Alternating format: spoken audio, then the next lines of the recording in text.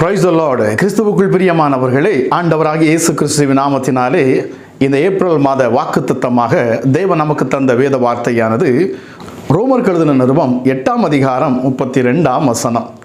தம்முடைய சொந்த குமாரன் என்று பாராமல் நம் எல்லோருக்காகவும் அவரையே ஒப்பு கொடுத்தவர் அவரோட கூட மற்ற எல்லாவற்றையும் நமக்கு அருளாதிருப்பது எப்படி?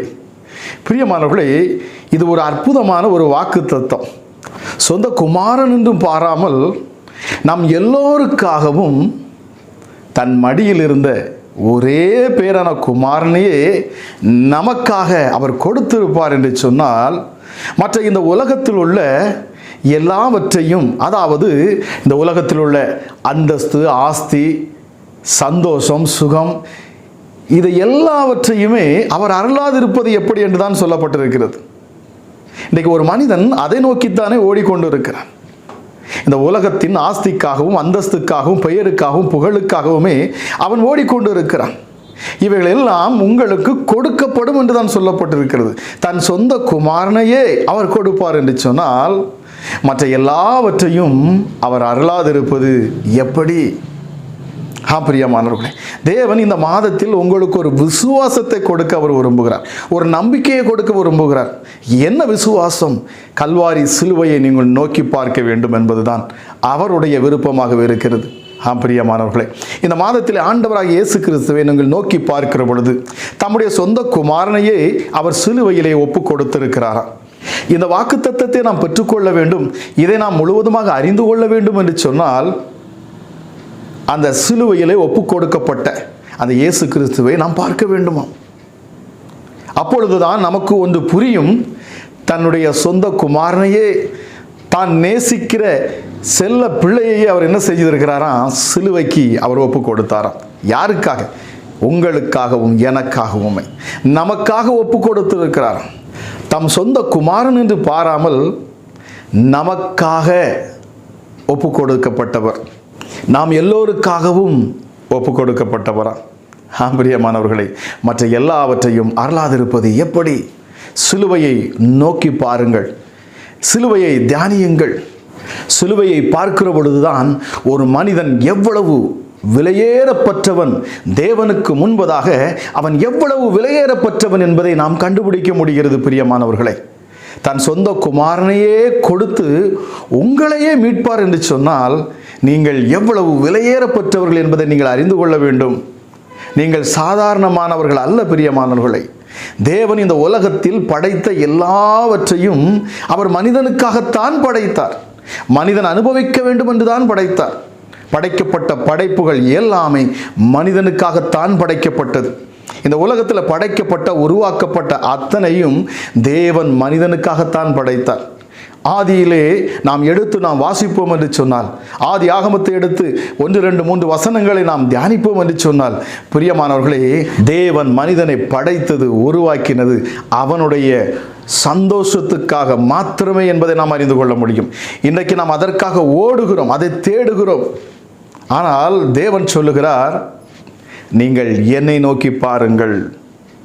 எப்படி மரியா நல்ல பங்கு என்கிற தேவனுடைய பாதத்தில் அமர்ந்திருந்தாலோ, இயேசு கிறிஸ்துவின் பாதத்தில் அமர்ந்திருந்து அந்த நல்ல பங்கை பெற்றுக்கொண்டாலோ, அதே போல தான் இந்த சிலுவை அண்டை நீங்கள் வருவீர்கள் என்று சொன்னால், இந்த சிலுவையை நீங்கள் நோக்கி பார்ப்பீர்கள் என்று சொன்னால், சிலுவையில் என் தேவனாகிய இயேசு கிறிஸ்து, என் இரட்சகர், என் மீட்பர், அவர் எதை செய்து முடித்தார் என்பதை நீங்கள் காண்கிற பொழுது ஒன்றை நீங்கள் புரிந்து கொள்வீர்கள்.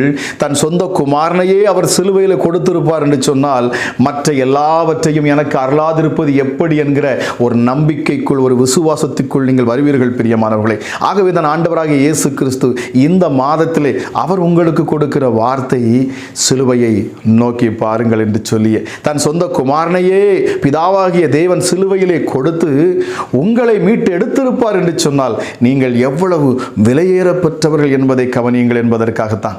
பிரியமானவர்களே, ஆதாமையும் ஏவாளையும் படைப்பதற்கு முன்பதாக தேவன் அவர்களுக்கு தேவையானவற்றை முதலாவது அவர் உருவாக்கினார், படைத்தார். பிரியமானவர்களே, மரங்களை, தண்ணீரை அவர் படைக்கிறார், மிருகங்களை படைக்கிறார், பறவைகளை உண்டாக்குகிறார், ஜீவ சந்துக்கள் எல்லாவற்றையும் படைத்து கடைசியாகத்தான் மனிதனை அங்கே கொண்டு செல்லுகிறார். ஏதேன் என்கிற தோட்டத்திற்குள்ள மனிதனை கொண்டு வருகிறார்.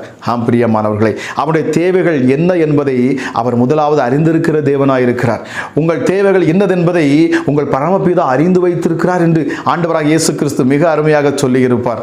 பிரியமானவர்களே, நாம் ஒன்றுக்கும் கவலைப்பட வேண்டிய அவசியம் இல்லை என்று சொன்னார் அவர். ஏனென்றால் உங்கள் தேவைகள் இன்னதென்பதை உங்கள் பரமபிதா அறிந்து வைத்திருக்கிறாராம். உங்கள் இதயத்திலிருந்து வாய்க்கு வார்த்தை வருவதற்கு முன்பதாகவே உங்கள் தேவைகள் இன்னதென்பதை அவர் அறிந்திருக்கிறவர். பொல்லாதவர்களாகிய நீங்களே உங்கள் பிள்ளைகளுக்கு நல்ல ஈவுகளை கொடுக்க அறிந்திருக்கிற பொழுது, பரம தகப்பனாகிய நம்முடைய இரட்சகர் அவர் அதிக நன்மையை கொடுப்பார், அது நிச்சயம் என்று சொல்லப்பட்டிருக்கிறது. பிரியமானவர்களே, பொல்லாதவர்களை நீங்களே உங்கள் பிள்ளைகளுக்கு நல்ல ஈவுகளை கொடுக்க அறிந்திருக்கிற பொழுது, பரம தகப்பனாகிய நான் அதை விட அதிக நன்மைகளை செய்யாதிருப்பேனோ என்றுதான் ஆண்டவராகிய இயேசு கிறிஸ்து சொல்லுகிறார். பிரியமானவர்களே, தன் குமாரனை கொடுத்தவர் உங்களை மீட்பதற்காக தம் குமாரனை எதற்கு கொடுத்தார்? நீங்கள் சந்தோஷமாக இருக்க வேண்டும் என்பதற்காக. தம்முடைய குமாரனை எதுக்கு கொடுத்தார்? நாம் பிதாவை நெருங்கி வர வேண்டும் என்பதற்காக. பிதாவை நெருங்கி வருகிற பொழுதுதான் அத்தனை ஆசீர்வாதங்களையும் நாம் பெற்றுக்கொள்ள முடியும். ஏனென்றால் மனிதன் எல்லாவற்றையும் அவன் இழந்து போனான். படைக்கப்பட்ட அந்த ஆதாம் ஏவாள் என்கிற இந்த முதல் மனிதர்கள் அவர்கள் என்ன செய்தார்கள் என்று சொன்னால், தேவன் அவர்களுக்கு கொடுத்த மகிமையை அவர்கள் இழந்து விட்டார்கள். பிரியமானவர்களே, கீழ்ப்படியாமை என்கிற ஒரு காரியத்தினாலே அவர்கள் எல்லாவற்றையும் இழந்து போனார்கள். அந்த மகிமையை அவர் இழந்து போனபடினாலே அதை மீட்டு கொடுக்கத்தான் ஆண்டவராகிய இயேசு கிறிஸ்து இரட்சகர் இந்த பூமிக்கு வந்தார். ஆதாமும் ஏவாளும் சர்ப்பத்தின், அதாவது சாத்தானுடைய சத்தத்தை கேட்டு அதற்கு செவி கொடுத்து அவன் சொல்லுவது உண்மை என்று அவர்கள் விசுவாசித்தபடியினாலே, தேவனுக்கு கீழ்ப்படியாமல் போனபடியினாலே அவர்கள் தேவனை விட்டு பிரிய வேண்டிய அவசியமாயிற்று. பிரியமானவர்களே, தேவன் அவருக்குள் இருந்த தம்முடைய ஆவியை அவர் எடுத்து போட்டார். அதுதான் அந்த மகிமை. பரிசுத்த ஆவியானவர் அவர்களுக்குள் அப்பொழுது அவர் நிறைவாயிருந்தார். ஆகவேதான் பரிசுத்த ஆவியான விருப்பம் மனிதனுக்குள் வந்து வாசம் பண்ண வேண்டும் என்பதே. ஏனென்றால் ஆதாம் ஏவாளுக்குள் பரிசுத்த ஆவியானவர் தங்கியிருந்தார். ஆகவேதான் பிதாவாகிய தேவனோடு கூட அவர்கள் தொடர்பில் இருக்க முடிந்தது. அந்த மகிமை பரிசுத்த ஆவியானவரே. அந்த மகிமை ஜீவ சுவாசத்தை அவன் நாசியில் ஊதின பொழுது அவன் ஜீவாத்மானான், அதாவது பரிசுத்த ஆவியானவர் உடையவனானான். பரிசுத்த ஆவியானவர் உயிர்ப்பிக்கிற ஆவியானவர், அவர் ஜீவனை கொடுக்கிறவர். இந்த பரிசுத்த ஆவியை ஆதாம் இழந்து போனான். ஆகவேதான் ஆண்டவராகிய இயேசு கிறிஸ்து என்ற இரட்சகர் இந்த பூமிக்கு வர வேண்டியது அவசியமாயிற்று. அன்றே பிதாவாகிய தேவன், நீ என் பிள்ளைகளுக்கு, அதாவது நான் படைத்த படைப்பையே நீ ஏமாற்றி விட்டாய் என்கிற கோபத்திலே தேவன் என்ன சொன்னார் தெரியுமா? பிசாசினை பார்த்து, நீ சபிக்கப்பட்டவன், நீ மண்ணை தின்பாய், உன் வித்துக்கும் ஸ்திரீயின் வித்துக்கும் பகையை உண்டாக்குவேன், அவர் உன் தலையை நசுக்குவார், நீ அவர் குதிகாலை நசுக்குவாய். பிரியமானவர்களே, அவர் உன் தலையை நசுக்குவார். இது ஒரு சாபமாக அவனுக்கு கொடுக்கப்பட்டது. எப்படியும் உன்னை ஒரு மனிதன் ரூபத்திலே வந்து நான் அழிப்பேன் என்பதுதான் ஆண்டவருடைய வைராக்கியமாக இருந்தது. உன்னை அழிக்க எனக்கு இமைப்பொழுது போதும், ஆனாலும் எந்த மனிதனை நீ ஏமாற்றினியோ அதே மனித ரூபத்திலே அதே மனிதனை கொண்டே நான் உன்னை அழிப்பேன் என்பதுதான் ஆண்டவருடைய லட்சியமாக இருந்தது, அவருடைய சித்தமாக இருந்தது, அவருடைய விருப்பமாக இருந்தது. பிரியமானவர்களை, அதை நிறைவேற்றதான் ஆண்டவராகிய இயேசு கிறிஸ்து இந்த பூமிக்கு அடிமையின் ரூபம் எடுத்து அவர் இந்த பூமிக்கு வந்தார். மனிதனைப் போலவே வந்தார். அடிமை என்றால் சேவை செய்கிறவன். அவர் ஒரு ராஜாவாக வரவில்லை, அவர் அடிமையின் ரூபம் எடுத்து வந்தார். நாம் அடிமையாக இருக்கக்கூடாது என்பதற்காக. ஏனென்றால் நாம் அடிமைப்பட்டு இருந்தோம். பிசாசுடைய சுபாவத்தில் நாம் சிக்கி கொண்டிருந்தோம். நமக்குள்ளே கோபம் இருந்தது, எரிச்சல் இருந்தது, பொறாமை இருந்தது, விபச்சார இச்சைகள் இருந்தது. இவைகள் எல்லாம் இந்த உலகத்தினால் உண்டானவைகளாயிற்று, பிசாசானவன் உருவாக்கினது. பிரியமானவர்களே, காயின் ஆபேலுக்குள் அந்த விதையை அவன் விதைத்தான். காயின் ஆபேலை கொலை செய்தான். அவன் முகநாடி வேர்த்தது, அவனுக்கு எரிச்சல் வந்தது, அவனுக்கு பொறாமை வந்தது. பிரியமானவர்களே, ஆதாமும் ஏவாளையும் குறித்து நாம் பார்ப்போம் என்று சொன்னாலும் கூட அவர்கள் ஆண்டவருடைய சத்தத்தை கேட்க முடியவில்லை. அவர்கள் எப்பொழுது அந்த பிசாசினுடைய அவர்கள் எப்பொழுது தேவனுக்கு கீழ்ப்படியாமல் அந்த பழத்தை சாப்பிட்டார்களோ அப்பொழுதே அவர்கள் தங்கள் நிர்வாணமாக இருப்பதை அவர்கள் அறிந்து கொண்டார்கள். அப்படி என்று சொன்னால் தேவனுடைய மகிமை அவர்களை விட்டு போனது. பரிசுத்த ஆவியானவர் அவர்களை விட்டு விலகி போனார். இப்பொழுது பிதாவுடைய சத்தத்தை கேட்கிற பொழுது அவர்களுக்குள் பயம் வந்தது. அவர்கள் ஒளிந்து கொண்டார்கள்.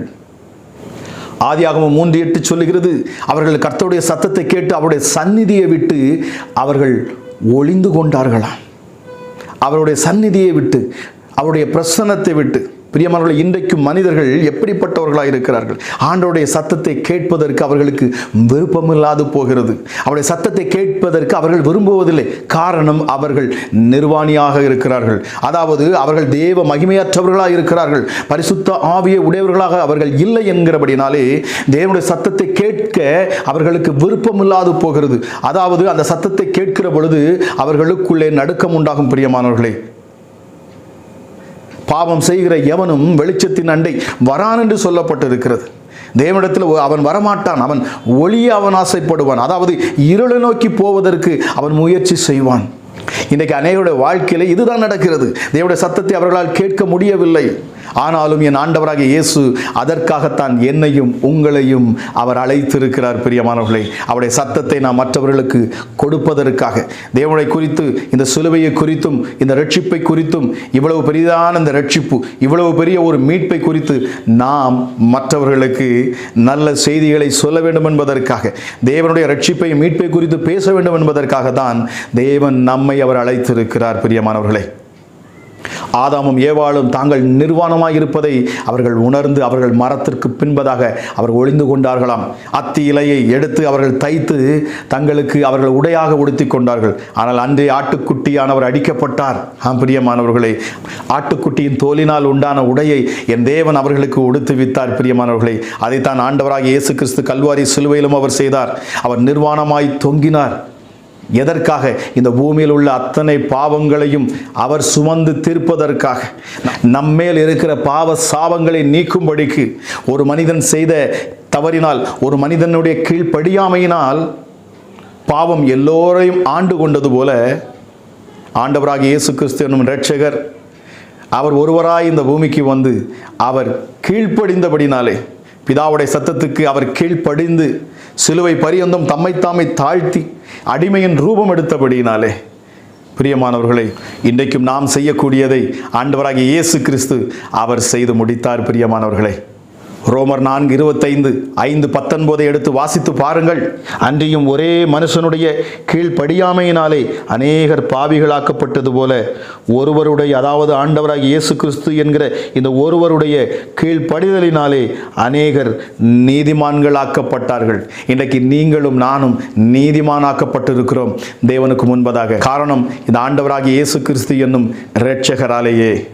ஆக மரத்திலே தூக்கப்பட்ட எவனும் சபிக்கப்பட்டவன் என்று எழுதியிருக்கிறபடி கிறிஸ்து நமக்காக சாபமாகி நியாயப்பிரமாணத்தின் சாபத்திலிருந்து நம்மை நீங்களாக்கி மீட்டு கொண்டார். எந்த சாபம் இந்த மனுகுலத்தின் மேலே வந்ததோ அந்த சாபங்களை எல்லாம் என் ஆண்டவராக இயேசு கிறிஸ்து சிலுவையில் அவர் சுமந்து தீர்த்தார். நம்முடைய பாவங்களை அவர் சுமந்தார், நம்முடைய சாபங்களை அவர் சுமந்தார், நம்முடைய மீறுதல்களை அவர் சுமந்தார். நாம் வாங்க வேண்டிய அடியை அவர் வாங்கினார். பிரியமானவர்களே, நமக்கு மரணம் ஏற்பட வேண்டியது இருந்தது. ஆனால் அந்த மரணத்தை அவர் ஏற்றுக்கொண்டார். நாம் நிர்வாணமாய் நாம் இருந்தோம், நாம் மகிமையற்றவர்களாய் நிர்வாணமாக இருந்தோம். நம்முடைய நிர்வாணத்தை மூடும்படி ஆண்டவராக இயேசு கிறிஸ்து சிலுவையிலே அவர் நிர்வாணமாய் தொங்கினார். பிரியமானவர்களே, எந்த பரிசுத்த ஆவியானவர் மனிதனை விட்டு விலகி போனாரோ அதே பரிசுத்த ஆவியானுடைய விருப்பத்தை ஆண்டவராக இயேசு கிறிஸ்து நிறைவேற்றி தந்தார். இந்த பரிசுத்த ஆவியானவர் என்றென்றைக்கும் நமக்குள் தங்கி வாசம் பண்ண வேண்டும் என்பதற்காகவே ஆண்டவராகிய இயேசு கிறிஸ்து எந்த மனுஷன் எந்த மகிமையை இழந்து போனானோ அதே மகிமையை நமக்கு கொடுக்கும்படிக்கு ஆண்டவராகிய இயேசு கிறிஸ்து கல்வாரி சிலுவையிலே தம்மை தாமே ஒப்பு கொடுத்தார். பிரியமானவர்களே, தம்முடைய சொந்த குமாரன் என்று பாராமல் நம் எல்லோருக்காகவும் தம்முடைய சொந்த குமாரனையே ஒப்பு கொடுத்தார் என்று சொல்லப்படுகிறது. பிரியமானவர்களே, அவர் ஒப்பு கொடுத்தாராம். யாருடைய கைகளில் ஒப்பு கொடுத்தார்? மத்தேயு 20:12, மத்தேயு 26:45, மார்க் 9:31 இதை வாசித்து பார்க்கிற பொழுது தேவன் பிரதான ஆசாரியரிடத்தில் ஒப்பு கொடுக்கப்பட்டார், வேத பாரகரிடத்தில் ஒப்பு கொடுக்கப்பட்டார், மனுஷரிடத்தில் ஒப்பு கொடுக்கப்பட்டார், பொல்லாதவர்களிடத்தில் ஒப்பு கொடுக்கப்பட்டார். பிரியமானவர்களே, லூக்கா 18:32 வாசிக்க முடியும். அவர் புறஜாதியாரிடத்திலும் ஒப்பு கொடுக்கப்பட்டு பரியாசமும் நிந்தையும் அடைந்து துப்பப்படுவார். அவரை வாரினால் அடித்து கொலை செய்வார்கள். 3ஆம் நாளிலே அவர் உயிரோடு எழுந்திருப்பார். எவ்வளவு அற்புதமான வார்த்தை பாருங்க பிரியமானவர்களே. அவர் புறஜாதியிடத்தில் ஒப்பு கொடுக்கப்படுவாராம். அவரை அவர்கள் வாரினால் அடிப்பார்கள், முகத்திலே காரிலே உமிழ்ந்து துப்புவார்கள், அவரை கொலை செய்வார்கள்.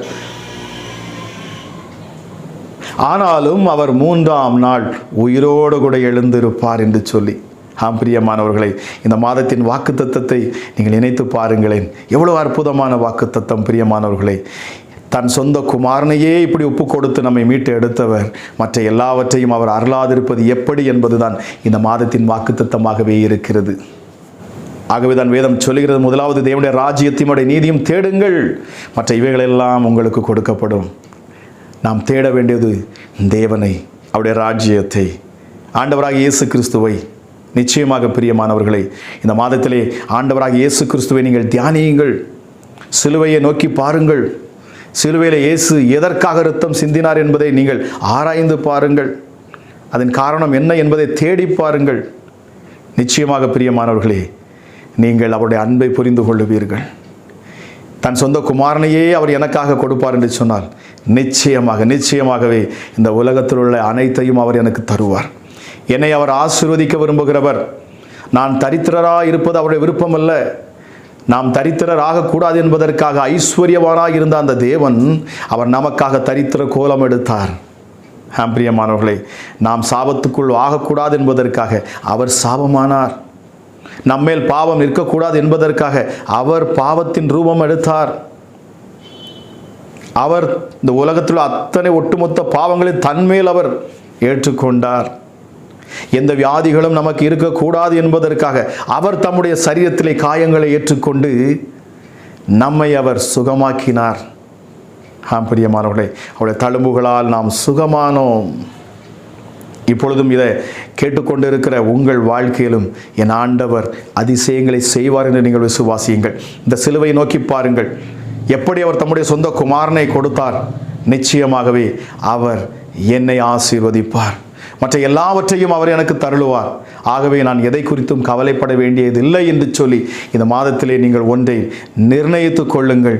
உங்கள் மனதிலே ஆழமாக இதை பதிய வைத்துக் கொள்ளுங்கள். பிரியமானவர்களே, மரத்திலே தூக்கப்பட்ட எவனும் சபிக்கப்பட்டவன் என்று எழுதியிருக்கிறபடி ஆண்டவராகிய இயேசு கிறிஸ்து நியாயப்பிரமாணத்தின் எல்லா சாபத்துக்கும் நம்மை நீங்களாக்கி அவர் நம்மை மீட்டு கொண்டார். நீங்கள் விடுதலையாக்கப்பட்டு இருக்கிறீர்கள் என்பதை நீங்கள் விசுவாசியுங்கள். நீங்கள் ரட்சிக்கப்பட்டு இருக்கிறீர்கள் என்பதை நீங்கள் விசுவாசியுங்கள். உங்களுக்குள் இழந்து போன மகிமையை தேவன் தந்திருக்கிறார் என்பதை நீங்கள் விசுவாசியுங்கள். பிரியமானவர்களே, இதை நீங்கள் விசுவாசித்து இதை நீங்கள் தியானிக்கிற பொழுது உங்கள் கட்டுகள் அறுபட்டு போகும். உங்கள் மேலே வைத்திருக்கிற தரித்திரம் தானாக நீங்கிவிடும். பிரியமானவர்களே, உங்கள் மேலே இருக்கிற பிசாசி, உங்கள் மேல் காணப்படக்கூடிய அந்த நுகம் முறிக்கப்பட்டு போகும். பிரியமானவர்களே, பிதாவுக்கும் உங்களுக்கும் இருக்கிற தொடர்பு, அந்த ஐக்கியம் மறுபடியும் அது ஒன்று சேரும். பரிசுத்த ஆவியானவர் உங்களுக்குள் இருந்து அவர் செயல்பட ஆரம்பிப்பார். எந்த மகிமையை ஆதாம் இழந்து போனானோ அதை மீண்டுமாக நீங்கள் பெற்றுக்கொள்ளுவீர்கள். பிசாசுகளை துரத்துவீர்கள். வியாதியஸ்தர் மேல் கைகள் வைப்பீர்கள், அப்பொழுது அவர் சொஸ்தமாவார்கள். சாவுக்கு ஏதுவான யாதொன்றை குடித்தாலும் அது உங்களை சேதப்படுத்தாது. சிங்கத்தின் மேலும் விரியன் பாம்பின் மேலும் நீங்கள் நடந்து செல்லுவீர்கள். பிரியமானவர்களே, வலு சர்ப்பத்தையும் பால சிங்கத்தையும் நீங்கள் மிதித்து போடுவீர்கள். நிச்சயமாகவே என் தேவன் வல்லமையாய் உங்களை எடுத்து அவர் பயன்படுத்த ஆரம்பிப்பார். காரணம், உங்கள் சரீரத்துக்குள்ளே தேவாவியானவர் அவர் வாசம் செய்கிறார். ஆக இந்த நாளிலும் இந்த வாக்குத்தத்தத்தை கேட்ட உங்கள் வாழ்க்கையிலே நீங்கள் தைரியமாக இருங்கள். ஒன்றுக்கும் கவலைப்படாதிருங்கள். உங்கள் துக்கம் சந்தோஷமாய் மாறும். பிரியமானவர்களை, இந்த ஆண்டவராகிய இயேசு கிறிஸ்துவை ஏற்றுக்கொண்ட உங்கள் உள்ளத்துக்குள் நிச்சயமாகவே அதிக சந்தோஷம் உண்டாகும். நித்தியமான ஒரு சமாதானம் உங்களுக்குள் இருக்கும். நித்திய ஜீவனை நீங்கள் பெற்றுக்கொண்டவர்களாய் சந்தோஷமாக சமாதானமாக காணப்படுவீர்கள். நிச்சயமாகவே அவர் உங்களை ஆசீர்வதிக்கவே ஆசீர்வதித்து உங்களை பெருகவே பெருகச் செய்வாராக.